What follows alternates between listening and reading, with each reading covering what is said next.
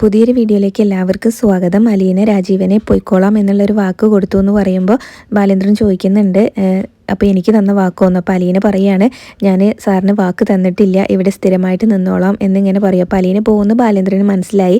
പിന്നെ അത് കഴിഞ്ഞ് നമ്മുടെ മനു വരുന്നുണ്ട് ഈ ഒരു പ്രശ്നം തീർക്കാൻ വേണ്ടിയിട്ട്. അപ്പോൾ മുത്തശ്ശിനോട് മനു പറയുന്നുണ്ടായിരുന്നു, ബാലേന്ദ്രൻ പോക്കിരി വൈജയന്തി പോക്കിരി നേർക്ക് നേരാണ്, ഇനിയിപ്പോൾ അത് അടിച്ചു തന്നെ തീരണം എന്ന് പറയാണ് കേട്ടോ.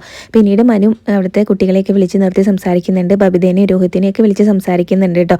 അപ്പോൾ ബബിതയ്ക്ക് രോഹിത്തിനും അലീന അവിടെ നിന്ന് പോകണം എന്ന് തന്നെയായിരിക്കും, അത് തന്നെയായിരിക്കും മനുവിനോടും പറഞ്ഞിട്ടുണ്ടാവുക.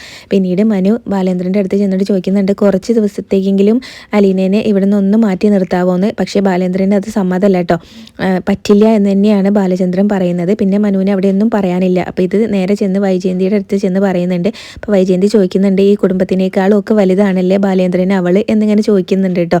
മനു ആവുന്ന വിധം ബാലേന്ദ്രനോട് സംസാരിച്ചു. പക്ഷേ അലീനനെ മാറ്റി നിർത്താൻ ബാലചന്ദ്രൻ സമ്മതിക്കുന്നില്ല കേട്ടോ. പിന്നീട് അലീന ബാലചന്ദ്രൻ്റെ അടുത്തേക്ക് യാത്ര പറയാൻ വേണ്ടി ചെല്ലുകയാണ്. ആ സമയത്ത് അലീന പറയുന്നുണ്ട്, എനിക്കിവിടെ മടുത്തു, ഞാൻ പോയിക്കോട്ടെ എന്ന് പറയട്ടോ. അപ്പം ബാലേന്ദ്രന് അലീന പോകുന്നത് സമ്മതമല്ല.